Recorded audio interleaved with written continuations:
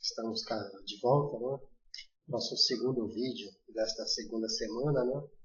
E como dissemos, neste vídeo nós pretendemos fazer com vocês e juntos, né? Uma espécie de investigação filosófica. E qual a intenção dessa investigação? Apresentar para vocês uma possibilidade de entendimento filosófico que possa vir a ser importante para aquilo que nós vamos ver em breve nos demais vídeos, que é a negociação, né? Como negociar. E o que nos levou a pensar nessa possibilidade? Ao investigarmos os materiais, enfim, nós percebemos que, muitas vezes, direta ou indiretamente, esses materiais que propunham estratégias de negociação apresentavam uma sugestão, direta ou indireta. E essa sugestão era de que, enquanto negociadores, quer seja numa negociação entre marido e mulher, enfim, na empresa, na escola, ou seja, em qualquer ambiente, nós temos que ter a capacidade de ouvirmos o outro. Mas veja só, não é só ouvir o outro, porque eu posso muito bem ouvir o outro, mas ouvi-lo a partir daquilo que penso, desejo e sinto. E ao fazer uma leitura desse modo, não ouço o outro naquilo que ele pensa, sente, enfim, eu tão somente encaixo o outro a partir da minha visão de mundo. E esse tipo de conduta é um tanto quanto perigosa na negociação.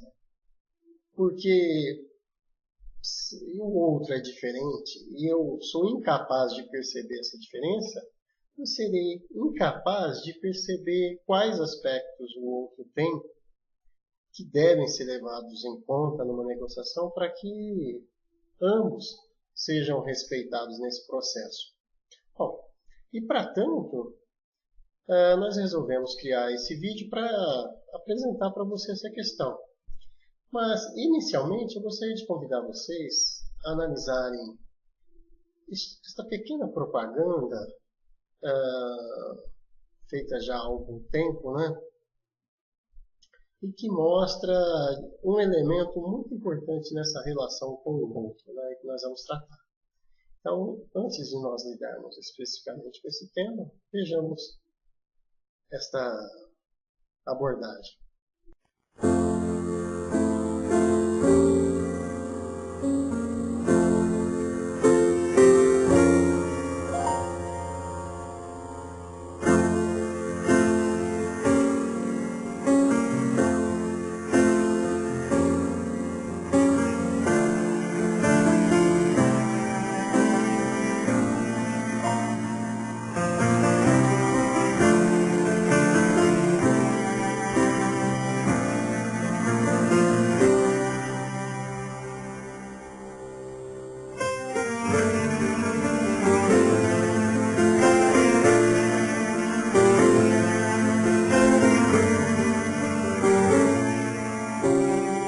No te pedimos más de lo que puedas dar.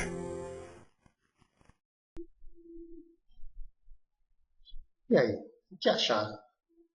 Emocionante, não? A primeira vez que eu vi esse vídeo, eu confesso que fiquei tocado, quer seja por ter vivenciado situações semelhantes, né, vinculadas a doenças e tudo mais, né? Mas vocês perceberam o gesto da criança? O que ela fez? Ela percebeu a outra criança, né, no sofrimento dela, empaticamente captou aquilo e como que tentou demonstrar para a outra criança que ela estava absorvendo aquilo que a outra sentia ou pensava, enfim, se mostrando, quem sabe, como alguém que é capaz de perceber a outra, né, naquilo que ela tem de fragilidade, de dor, enfim.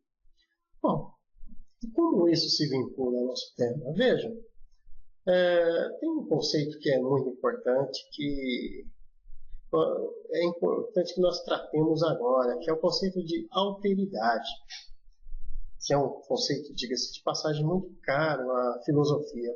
Mas e o que é alteridade, né? Vejam, esse conceito surgiu a partir de um filósofo chamado Manuel Levinas, mas existiram outros que direta ou indiretamente tratam ou trataram, né, desse tema. Dos que trataram a respeito desse tema, eu cito, por exemplo, o filósofo Martin Buber, ou um outro filósofo, o filósofo francês Jacques Derrida, enfim. Mas o que é esse conceito alteridade? Alter vem do grego e significa outro. Bem, dito de modo um tanto quanto simplificado, alteridade seria capaz de perceber o outro naquilo que ele tem de singular, que é diferente de você. Ou seja, eu não vou olhar para o outro a partir dos meus olhos, mas eu vou captar o que o outro tem de singular, de diferente, e ser capaz de, quem sabe até, ser modificado por aquilo que o outro tem de diferente em relação a mim. Tal como no vídeo, em que a criança faz um exercício de tentar captar o que a outra estava sentindo e se irmanar naquilo que ela estava captando da outra, enfim, a alteridade propõe isso. Veja, Emmanuel Levinas, que foi quem cunhou o conceito, para você ter uma ideia, ele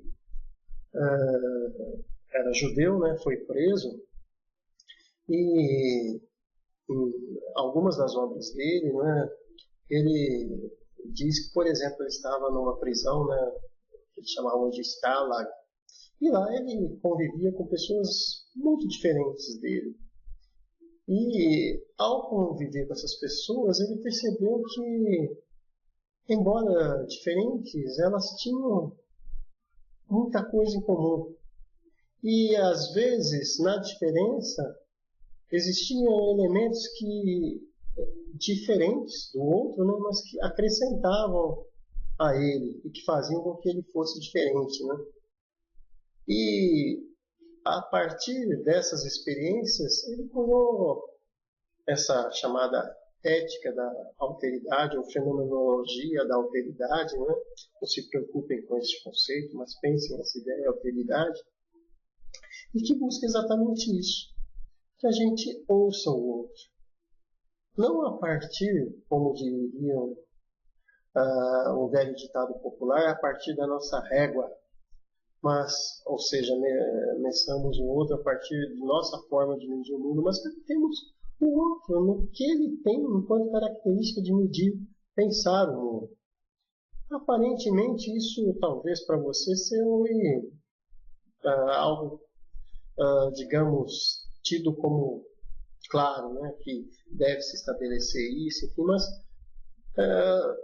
eu montei especificamente esse vídeo porque, na minha experiência como educador, eu tive várias experiências profissionais onde constatei uma tremenda dificuldade de se ouvir o outro. Veja, houve situações onde, por exemplo, nós tínhamos o que nós chamamos de professor mediador.